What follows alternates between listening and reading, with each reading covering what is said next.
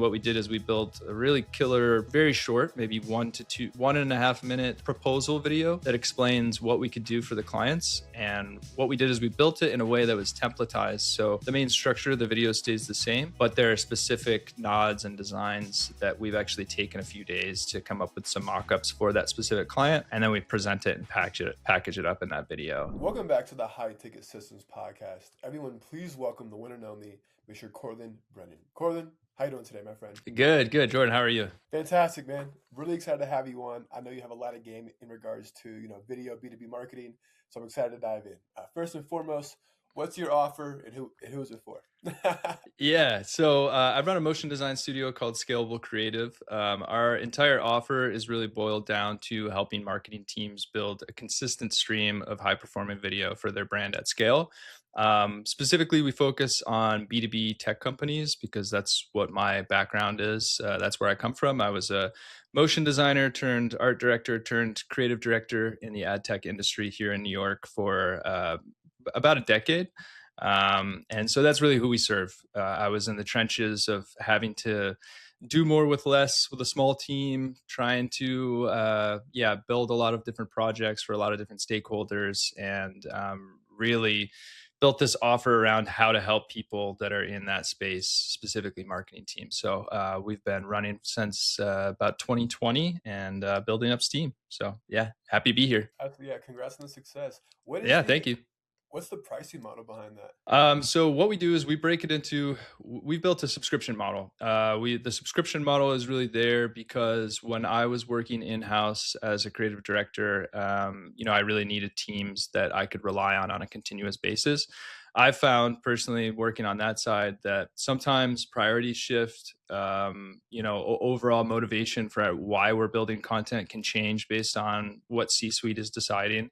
And especially at, medium-sized companies where the goalposts might be shifting, it's really helpful to have a team that can kind of shift with what those priorities are. So we have a subscription model so that we can act as a part of your marketing team as much as we possibly can.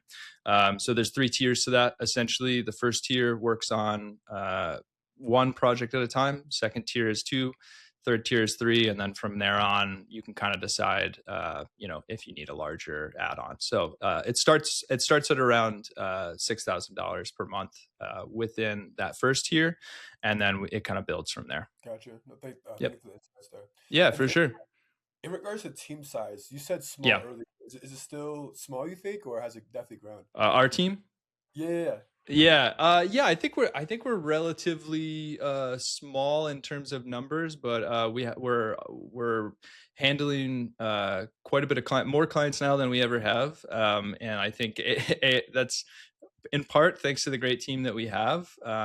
There's about 7 of us that are working together, plus that nice layer of AI that really maximizes our abilities. I'm sure we'll get into that. But I think we're a relatively small team compared to other large studios, especially here in New York. But we cover a lot of ground with the team that we have. Gotcha. Okay, cool. And then in regards to your own client acquisition system and Yep. method, I know you and I first touched on this on our first phone call. Do you Yep. mind giving some insights as to how you acquire clients? Because I think it's really cool. Yeah. Thanks. What's funny is we've tried a lot of things out, and I've kind of gone back to the first thing that I was initially doing. I've found personally and I think a lot of people who start businesses are in this camp, that you start as technicians and you want to build a business and you're really good at your craft, but maybe you kind of suck at the rest of it, which was definitely the camp that I was in.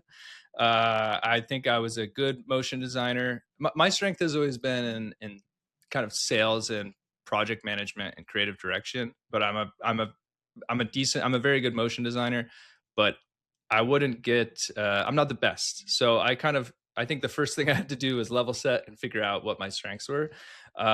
Really what I was doing is just outreach to people that I was working with previously, referrals, things like that to start. As that dries up, you got to figure something else out, right? So what I was doing is building these kind of personalized videos towards prospects and explaining to them how I think I could help them. And in the intro, I was doing it pretty rough. I was using Loom. I think a lot of people who maybe are watching this have gotten this before, where you get a Loom video. Maybe it's a little personalized note towards your brand.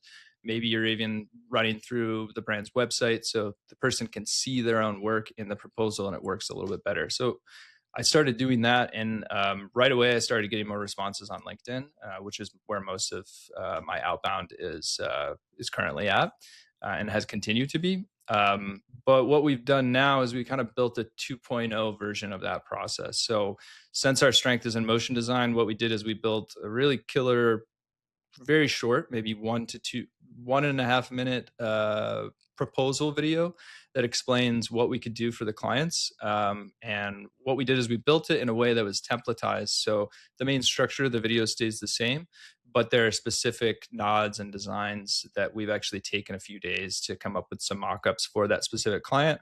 And then we present it and package it up in that video.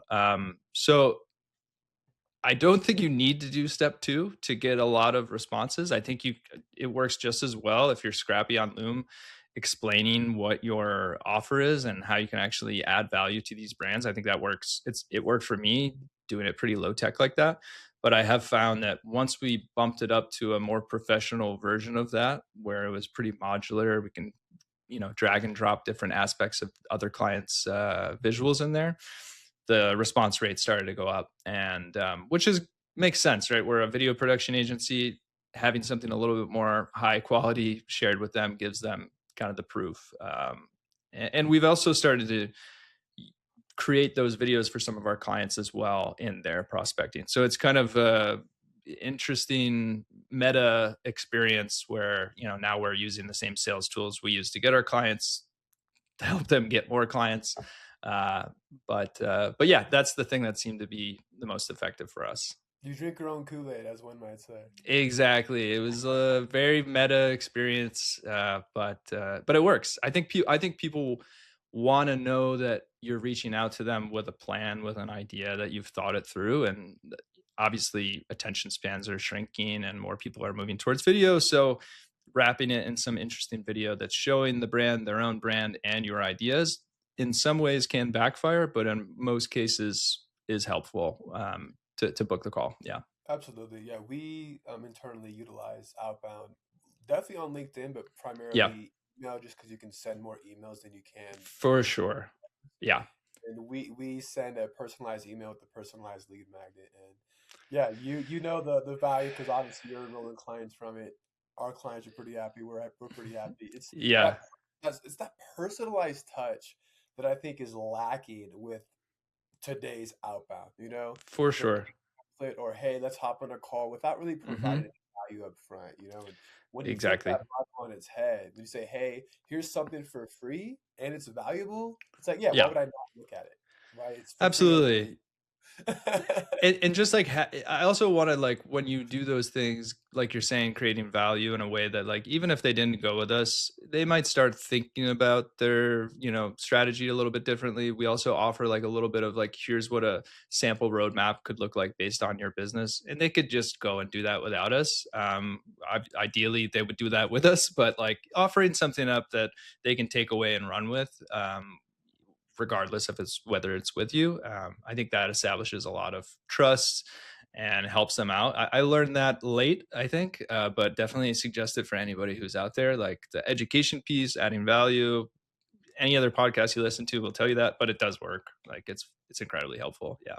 No, 100%. And yes, there are two types of people. One, I probably fall on the first category, depending on what it is. So category one is they take the information and they do it Hmm. themselves.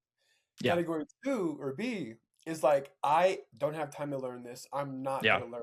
I don't want to learn this. I'm gonna pay Cortland his Yeah. fees so he can Right. execute this on my behalf. There's Yeah. definitely some people out there, that For will sure. run with it and also pay. So like, it really, I don't know.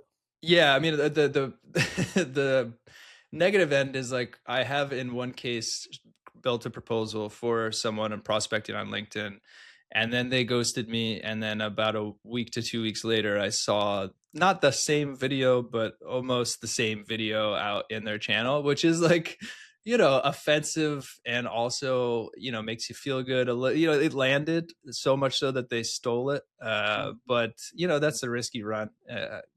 It's part of the game, I I suppose. But think I think Cole Gordon. Not sure if you know who that is, or the closer, no, tried who's IO. that? No, okay. No. he Okay, I'll check it essentially out. runs a recruiting agency in the high ticket space, the space that we Okay. get in. And I follow him on his socials, and he's always talking about like, when I first got into the game, my ads were crushing, and I saw other people like rip off my ads. At first, I did get Mhm. pissed off because I'm like, dude, be creative on your own. Like, you freaking suck for stealing it. But then he Yeah, kind of flipped his mindset. Is like, you know what? If people are stealing it, that means my shit's pretty good. Like for that means sure. my shit's working, and they think it's good, and they take that. Absolutely. Yeah, but Yeah. getting back to your point, it does kind of suck that you put all the time, effort, energy. Somebody took it and just ran with it. It's I you guess. know, it's a blessing. Like ultimately at the end of the day, if you're working with upper management that's comfortable doing that, then there's going to be other problems that come down the road. So it's for the best. I think the partnerships that we have now, I'm happy to say that we're working with some teams and people and companies that are really utilizing what we're doing for the benefit of their team and their company, and seeing it out in the wild is really gratifying. So it's like, yeah, if you have to stumble to make your way to some decent partnerships, I think it's fine. It's like dating. It's like if you ultimately end up with a wonderful person, all the rest of the stuff is forgiven. You might have some chips on your shoulders, but that's what it is. It's part of life. What are you gonna That's really do? funny. I'm glad you broke it down like that. Do you do you know your metric out of curiosity? Or do you track metrics on LinkedIn We for do the thing. So basically, the metric that we track the most is booked calls, and everything else kind of falls below that priority. But I would say that like it's around 50% more people were booking calls when we send the video. If we just send a message, it's like we don't hear from them, we follow up, we send a capabilities deck, we do all the things that people can easily ignore on LinkedIn. But we'll get a response from the video. If we don't get the call, someone saying, hey, this was really cool, we're going to keep you in mind, thanks for sending this X, Y, and Z. But it's a very decent percentage of people who are opening these things, watching it, and getting back in touch with us. So it's yeah, highly recommend it. So just to break down the idea behind how we're actually presenting these prospecting videos, is we're really starting with, this is the general framework of how these videos look, and I'll break down kind of scene by scene of what the flow of the story will be and how we're embedding these mock-ups to show the clients what their brand could look like in video. And we're typically targeting people who have a strong brand presence, medium-sized companies. So that's, in my mind, medium-sized companies are, somewhere around not the beginning stages of startups, where they have no brand guidelines and have no consistency. But typically, we're not getting as much value out of partnering with companies that are really established and been around for a long time. So, without talking about revenue or headcount, those are how we're kind of bucketing those two. So, really good design references, strong design, maybe have a little bit of video, but not a lot, and don't really know how to translate it in that space. That seems to be our sweet spot of the teams that we can help the most. So what we do is in the intro, we show our logo, flash with their logo, so we embed that in as kind of a variable. And then the hook is really, how many more leads would your brand attract if you were consistently building video across LinkedIn, connected TV, and YouTube? So in this hook, what we're doing is we're replacing the fake logo here with their logo, and then we're building three mock-ups. The three mock-ups are going to be a case study video, a podcast video, and then a product video. And those three mock-ups, which are really only around 20 seconds long, get repurposed in this spot a few times. So we show it in LinkedIn. What we're doing is we're updating brand colors, the actual template platform, logos, fonts, based on just reviewing their website. Then we're saying, you could be on YouTube. We're flashing like a podcast view. Again, we're going to rebrand it in their colors. And then saying, this could also live on your website. So we're looking at, creating a mock-up where we're adding the proposed mock-up within their website. And then we're kind of going to a scene that explains what we do in our capabilities. We concept, script, design, and do the full video production. And then we kind of walk through why the case study would work for them, why podcasting would work, and what we can do for their product video. So this video is already recorded, it's already built, it's really nicely designed, has beautiful motion, and then all we have to do is take about a half a day to build out these these 3 20-second to 30-second mock-ups for the brand, pop them in the video, replace the logos, and then send it out. So what we do is we just built a system for saying, here's our list of prospects, here are the videos we'd have to create to send and repopulate this video, and here's the time frame in which we think we can handle that. And these sales projects just happen on the back burner when we're working on client projects. So in any given month, we're probably building about, I think last month we built about 5 of these. So it's not a crazy lift, but we're not getting a wild output right now. But it's all because we don't want to scale too quickly, because our team, I want to be really conscious of the talent that we get. So I think you could pour gasoline on this and the output could be 15 or 20 if you really wanted to go, full throttle with it. You could also dial back the complexity of what you're doing here, but building a templatized framework of what your story is and then just replacing the examples for the client per client is a pretty simple way to, create something that would be really moving for the recipient of this. Absolutely. No, thank you so much for showing this us. Yeah, Showing for this sure. to us. I have a question. Are you saying in your outbound messages, "Hey, we already built a video for X for ABC company," or wait, are you saying we already built it, and then once they say yes, you build it after they say yes, or is the video already built and then you say, "Hey, we already built this video," and then you send it?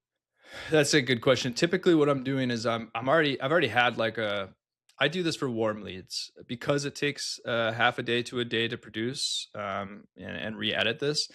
I want to be conscious of our time and be realistic about, I'm only going to build this if I know that there's a, let's say, 30% chance that this is going to lead to a conversation. And typically that means I've already reached out to them on LinkedIn, I've already commented on a couple of their videos, or I have some kind of pre-existing relationship and I haven't heard from them in a while or something like that. So yeah, this isn't cold, although I'm sure it would work just as well, if not better, cold. But typically, I'm having a conversation with someone, and then I say, "Hey, I think this is the way that we could help you. There's a short video I want to share with you. It's a minute long. Take a look.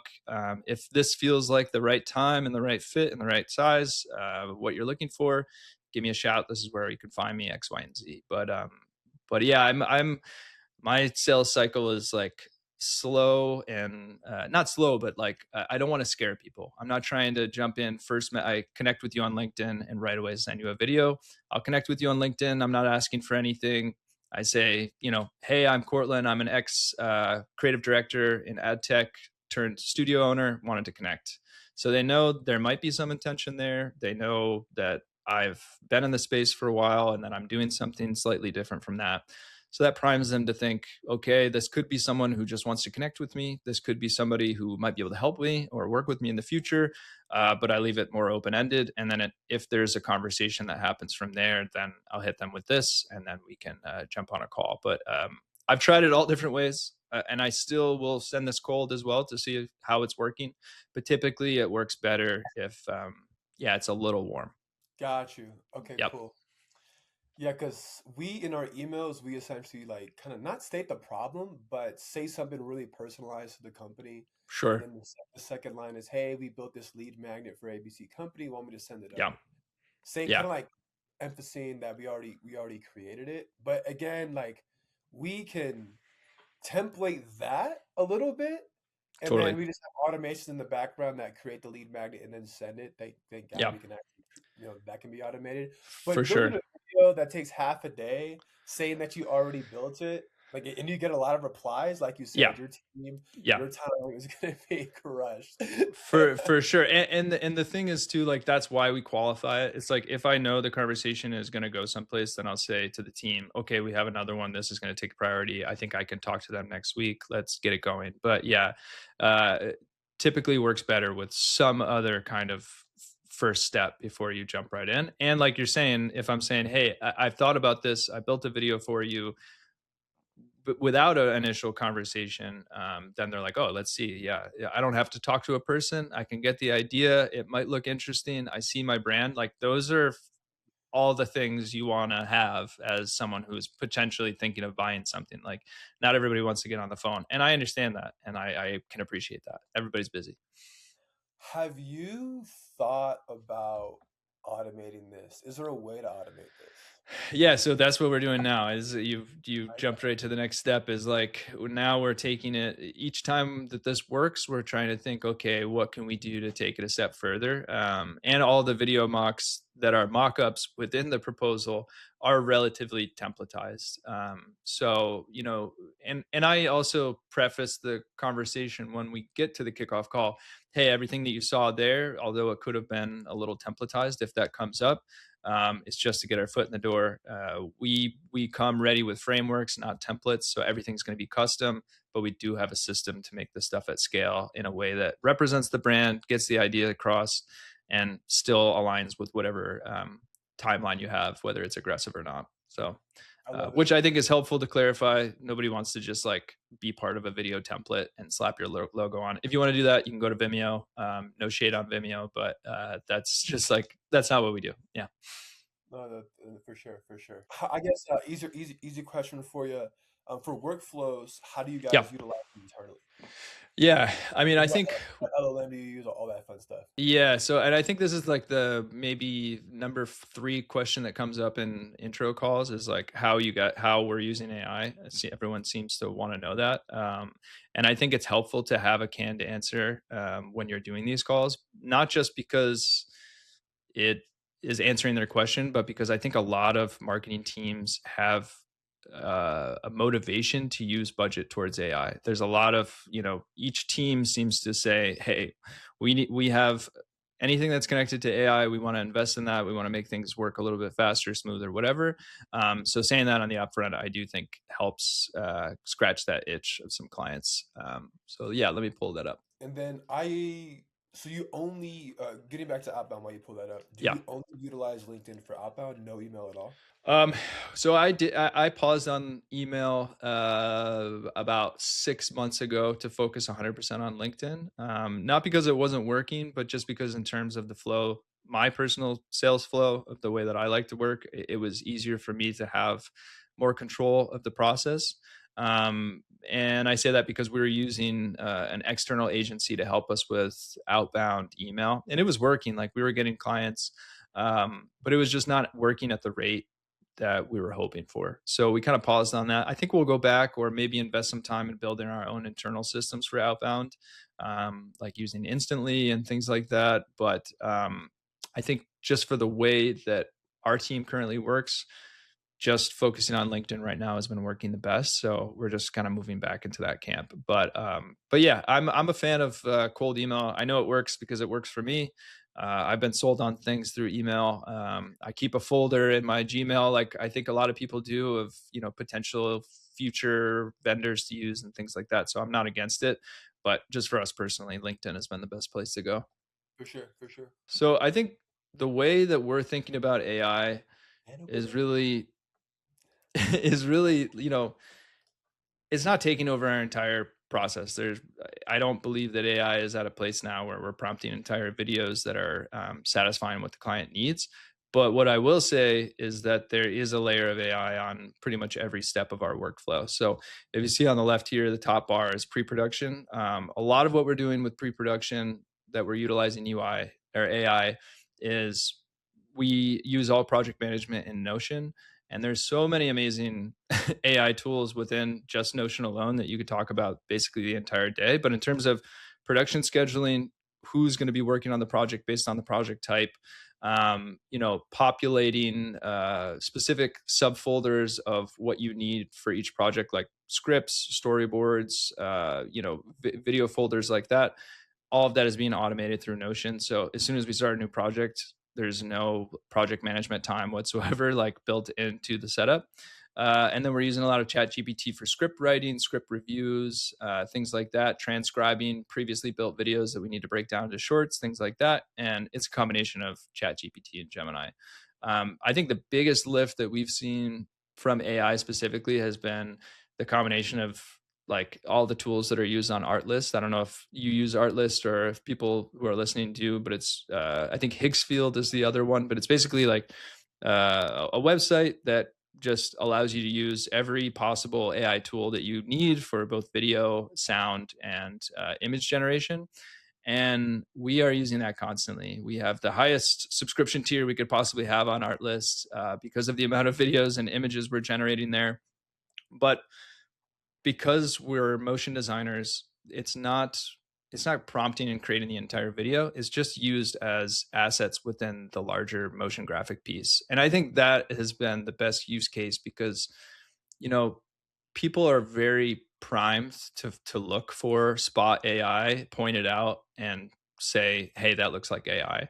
If you use it, consciously in a smaller way that's part of a larger image, larger composition, or larger story, where it's not the only focus, it can work just as well as any other stock image or better. So I think we're really using it in that way, in a way that strengthens the piece rather than becomes the entire video. And we found a lot of value in that. Really quick on that note, the key or the Yeah, secret behind utilizing AI in content, script writing, or creating like actual images or videos is yeah, to make sure it doesn't look like AI, right? Like that's yeah, what I just exactly. like you can use it, just make sure it doesn't look like AI generated it. Totally. Yeah, absolutely. And I think a use case for that is like, let's say we're designing a scene that's explaining, it's breaking down how a product works, and there's data points that are explaining a data set within, a product, and each data point is actually representing a person, and those data points flip, and there's images of people, and they're in their homes, and there's different locations, or we want to match cut one scene from the next, and there's not going to be any stock photo that's going to do exactly what you want it to do. Taking the time and really building out those images with AI, using them in an overall larger motion graphic scene where it's not the main focus, can be really powerful. But if you were to just use this same, come up with the same idea for a video and try to prompt that entire thing with, any kind of AI tool, it's going to look odd. You're also not going to be able to revise it. I think there's an appetite for nuance that these clients and partners have that ChatGPT, Nano Banana, they can't really fix and refine and tweak and move forward. But if it's a small piece of a larger composition, it works great. So I don't think people need to be afraid yet. I don't think it's possible it will come and take over everything. But for the next foreseeable future, I think it's done nothing but help our team. Agreed. Agreed upon. And then if we go into animation, I think this is probably the piece where AI is the least influenced into our process.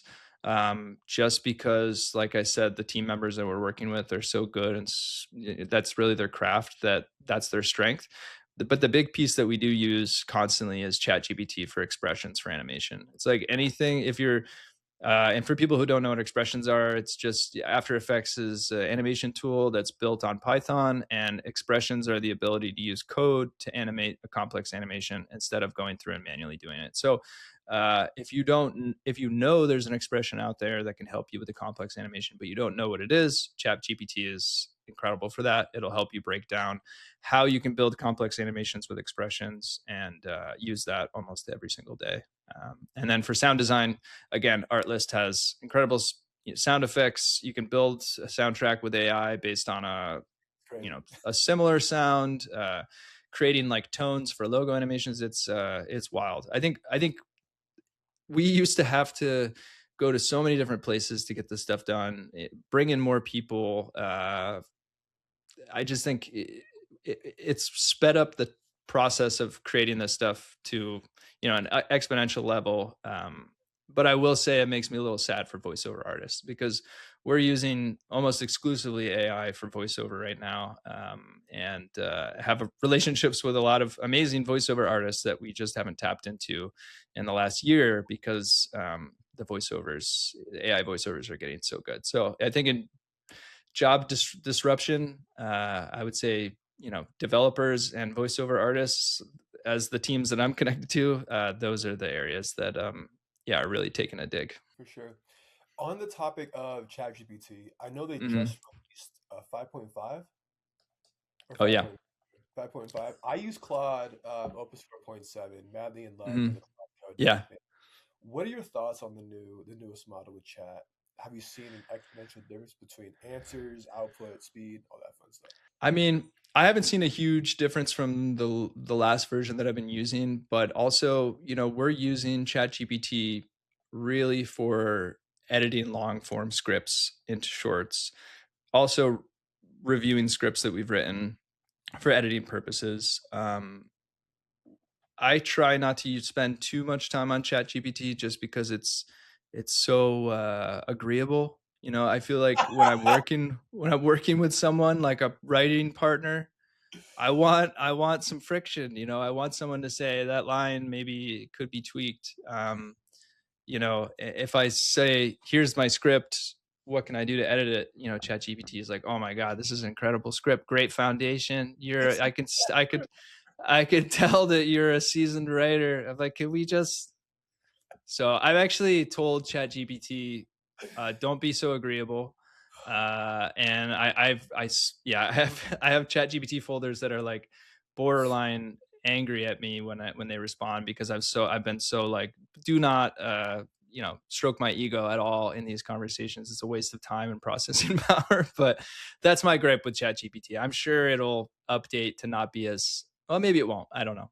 But No, that's fucking funny, man. Because yeah, that is another reason why I moved over away uh, from chat to Claude because yeah, chat is your best friend, dude. It will too put you on much. a pedestal. It views you as a I king, and I it's hate like it. you're not helping me grow at all. Like, Not at all. Like, I don't need that. yeah, I need some constructive criticism in a way that's going to help me finish the project.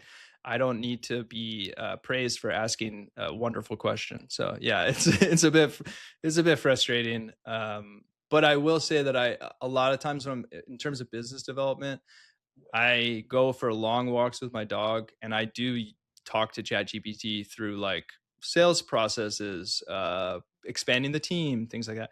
And even though it is very agreeable, just having a soundboard to kind of yeah. come up with ideas and things like that, I actually think is pretty helpful. So it's a bit weird. I think when I told my wife that when I go for walks with the dog, I'm talking to the computer. I think it scared her a little bit, but as it should, but it's incredibly helpful. Yeah. My husband lost his mind when this Yeah, became. exactly, exactly. No, dude, Well, it's like, like and before that I was just talking to myself, so I'm not sure which is worse. Yeah. that's Both pretty are good. bad. Yeah. For sure. But honestly, like I think geniuses are crazy though, in a way. I mean, that is a whole different topic, but I think what you said something vitally important. It's a sounding board. It's a thinking Yeah, partner. It's exactly. not I say, hey, AI, do this, and I have zero input or zero context into the Yeah, subject. Like if you're totally. utilizing AI to think for you and act for you, you're Sure. failing. It's not gonna Yeah. work at the highest level that it could. Mhm. Yeah, And I think sounding board or thinking partner is the not the only way, but the best way to I utilize think AI, so. in my opinion. For Uh, sure. And im- even in these prospecting conversations, if I'm thinking about, oh, this is a client that I'm talking to on LinkedIn, but I haven't done too much research and I go for a walk, I will ask financial questions too. Like, is there any public information that you can tell me about the size of this company that will lead me to understand relatively what their marketing spend might be? Like, that's not something that I'm going to access by talking to myself walking around the park. I'm going to get nothing but angry, dirty looks from passersby. But with ChatGPT, they'll be like, okay, there actually is public records. So they're in a Series B, which means that round was for X number of dollars. And then you can go one step further and think, okay, typically, what does that mean for marketing budgets? Is it 10%? Is it 3%? Whatever that number is, it's not going to be right, but it'll give you an idea of kind of what you're working with and if that company is ready to even engage with you. I think that is incredibly helpful. It's like having uh, writing partner, business partner, personal assistant who has access to that information. And I do think that's super helpful if you can get by, all the praise you're going to get back for asking the question to begin with. yeah. Yeah, Okay. yeah, On that topic, and then we can shift gears momentarily. I have trained Claude, like at the very top. Typically, whenever at your prompt, yeah, typically the AI looks at the very first couple of things and the last few things, right? Everything in the yeah, middle, like we'll look at, but it doesn't take it as important as the first and last thing. yeah. there are essentially markdown files you can create that always live inside your prompt. And this is for Claude Code specifically. I'm sure it's Yeah, very similar for Codex, which is chat. But nonetheless, I have put in challenge every idea that I have.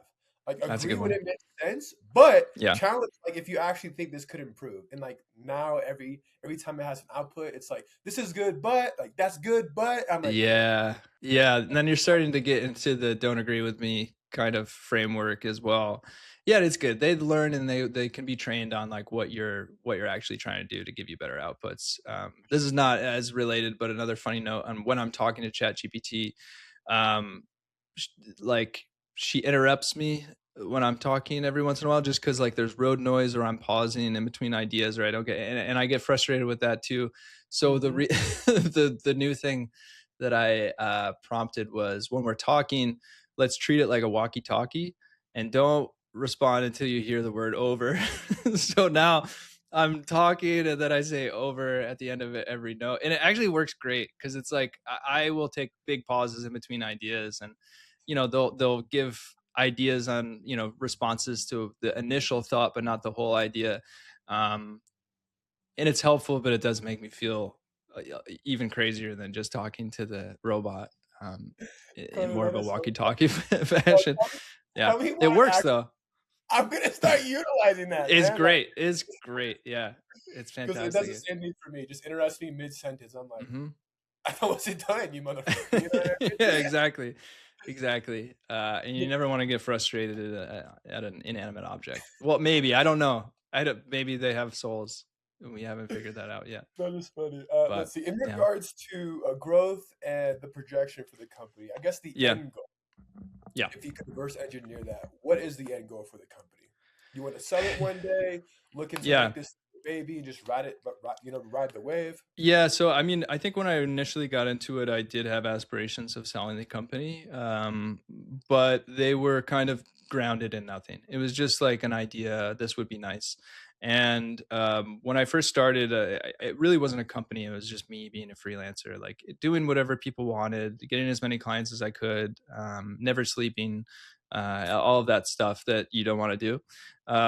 But as I built the team and started building systems and really actually like treating it like a proper business, that's when you start to see the growth, when you're not wearing all the hats. So with each phase of the growth, what I do is I built out an org chart in the beginning of building the business, and I put my name on every single step of the org chart, right? So then as I started to grow and as I started to add more clients and I couldn't do all that stuff, I started to pick things off the org chart to replace myself with. So uh, right now I'm still acting creative director and I'm still handling all sales. But the design, the animation, the project management is all handled by different people on the team. So um, I'm not ready to let that stuff go yet, and I still really enjoy it. So I'm not trying to replace myself as a creative director. And I do think the next phase will be when get enough cash flow to hire that maybe next tier person that can replace me with what I'm doing, and then reestablish how the growth will kind of change from there. Because I do think that's the biggest thing is nobody's going to buy a company that's held together by the founder. So once that step is done, then I can start to reevaluate. Okay, what does that look like? What would a sale look like? And right now, I can't entertain that because no one's going to buy it with me connected to it. But that is the goal: is to remove myself and then see what happens there and see what I'm building there. Am I just focusing on sales? Am I working on our content strategy and doing fun stuff that will move the needle? Or am I completely out of the operator position and trying to focus 100% on growth? So that's kind of where I'm thinking through this year is when I replace myself, what do I want to do there? And I'm still having fun with the creative direction. So it's not super pressing, but that is the goal, is to get myself out of the business in the day-to-day production so I can focus on growth. Yeah. For sure. Same here on my end. I think Yeah. it's really difficult as founders to step away from the thing that drives the most revenue to Yeah. say the asset that you're giving to your Yeah. client is the executive Hmm. direct aspect. Man, It's I've tough. it is because Yeah. for one, it's your baby. Like It's Yeah. I love what I do. Like if I Nobody can do it better than me is the type stuff. feeling, the narcissistic point of view. But what I realized is like when I started really leaning on motion designers and graphic designers and writers and project managers, like like they are better than me at this. You Mhm. know, I think you really, once you find the right team, and at the beginning they weren't, you know, they were just creating more work for me. Everybody's going to go through that friction of you're hiring somebody and then you got to redo the work, or you're hiring somebody and you got to walk them through the process 10 times. Like that could be part of it. But once you get your footing and you find people you can trust and the system starts working, that's when it starts humming and becomes more enjoyable for everybody included in the process. So it's gonna be really hard until you get there, and then once you're there you can start to have some space and think about the strategy of what you're doing instead of just having your head down, you know, working on the projects nonstop, feast and famine with sales, going on vacation with your laptop, all that stuff that nobody really wants to do. And all the stuff that I have done for years until, you know, getting to a point where I can breathe a little bit and trust people, which is not easy to do. But if you can do that and unlock that, then yeah, it's going to be a much easier way to grow for sure. Absolutely, man. Absolutely. No, great insights there. We'll probably wrap it up here with one or two more questions. You know, Sounds good. looking back over your career as being an entrepreneur, you know, what is one thing you wish you knew before starting? Yeah, that's a good question. I think I wish I had a higher appetite for risk in the beginning, and risk specifically on building a team. I think I was so focused on let's get the clients, let's maximize the profit. I'll do everything. How could I possibly afford X, Y, and Z? If I had taken the leap earlier on building that foundation of a team, it would have been much easier to scale to this position a lot easier, a lot earlier. So if once you, I think there's an order of operations. You have to figure out your offer. You have to make sure that people want your offer, and then you can build the team. So I think invest in the time that you're doing the work yourself and make sure that it fits. But once it fits, that's the time to build the team. I know a lot of other people who have built studios and agencies, and they build the team and then they try to figure out what they're offering, and then they fail, and then they can't pay people, and they get discouraged, and they go back to a 9 to 5. Um, I wouldn't encourage that. But once your offer is set and people are buying it, build out the team, replace yourself with whatever you feel comfortable with, and then focus on the growth from there. But it's easier said than done. It's everybody I talk to is in this position has a hard time letting go. The fear of the work being less than what they would produce, things like that. But it's worth it. Yeah, for sure. That's great advice, man. Great advice. Yeah. And where can they find you, if any B2B SaaS company, which is some of our audience? Where can they Yeah, find you? you can find me on LinkedIn, Cortland Brennan, also Scalable Creative on LinkedIn, and you can find me on my website, scalablecreative.co. You can also find me on YouTube, Scalable Creative as well. So, yeah, reach out if you need any kind of motion design support, video strategy, or if you have too much work to produce with a team that can't make the cut, give us a call. We can help you. And if you don't want to go with us, we'll build out a beautiful roadmap that'll tell your team exactly what to do, and maybe we'll see it someday out on LinkedIn and get angry about it. No, well, it'll be fine. Corlin, I freaking love it, man. I had so much fun with you on the show. We'll Yeah, have to same. have Thanks for one having like me. I absolutely would like love 90. that Yeah, yeah, yeah. for It'd be a sure. good time. That sounds great. Awesome. Well, audience, thanks for tuning in. We'll talk to y'all soon.